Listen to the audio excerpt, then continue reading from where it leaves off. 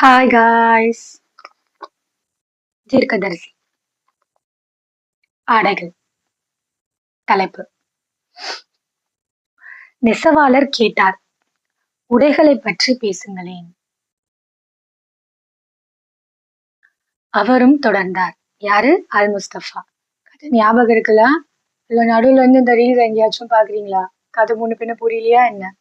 இது கலீல் ஜிப்ராங்கிற ஒரு greatest man எழுதின தி ப்ராஃபிட் அப்படிங்கிற புக்கோட டிரான்ஸ்லேட்டட் காப்பி. தீர்க்கதரிசி. ஓகே, கண்டிப்பா வாங்கி படிங்க. எல்லாரும் கண்டிப்பா படிங்க. ஓகேவா?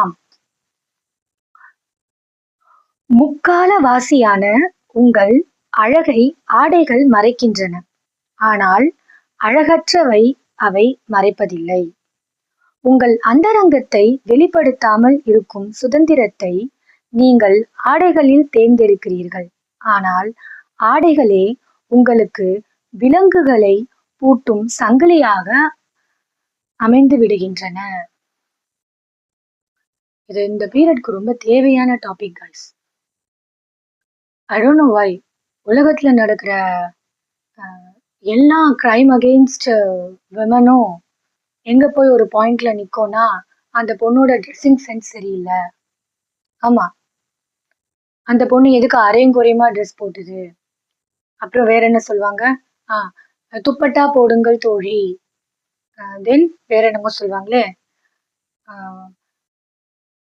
பூனை மறந்து ஏதோ ஒரு வார்த்தை வருமே, ரொம்ப கேவலமா இருக்கும், கிரிஞ்சா இருக்கும். அது பூனையை துரத்துறதை விட அந்த ஃபூடை மூடி வைக்கிறது தான் வந்து சால சிறந்தது. கேட்கவே அசிங்கமா இருக்குல்ல? பட் ஒன்ஸ் ஜென்ரேஷன், இப்ப கூட நிறைய பூமர்ஸ் அப்படிதான் சொல்லி சுத்திட்டு இருக்குங்க. என்ன பண்ண முடியும்? முதல்ல ஒரு ஃபுட்டோட ஒரு பொண்ணை கம்பேர் பண்றது, இதெல்லாமே தப்பு. இப்போ ஒரு சாக்லேட் வந்து கவர் பண்ணி ரேப் பண்ணி இருந்ததுன்னா அது எறும்பு போய் நிற்காது. அதே அந்த ராப்பிங் எல்லாம் இல்லை அப்படின்னா எறும்பெல்லாம் அந்த சாக்லேட்டை போய் சாப்பிடும். முதல்ல ஒரு பொண்ணு, அவ ஒரு சக மனுஷி, ஓகேவா? அவளை இந்த மாதிரி சாப்பிட்ற சாப்பாடோட கம்பேர் பண்றதே தப்பு. ஓகே, இதுல இன்னொரு விஷயம் வர சொல்லுவாங்க, நீங்க அப்படி போனீங்கன்னா நாங்க பார்க்கதான் செய்வோம் அப்படின்னு. சரி, ஆம்பளைங்க கூட தான் அரையும் குறையுமா போறாங்க, பொண்ணுங்க அப்படி பாக்குறோமா? எங்களுக்கு அந்த ஞானம் இருக்குல்ல, என்னென்ன அவன் ஒரு சக மனுஷன், அது அவனோட உடம்பு, அவ்வளவுதான் அப்படின்னு. உங்களுக்கு ஏன் அவ்வளோ வக்ரம் புத்தியில? பதில் இல்லைல்ல? இருக்காது.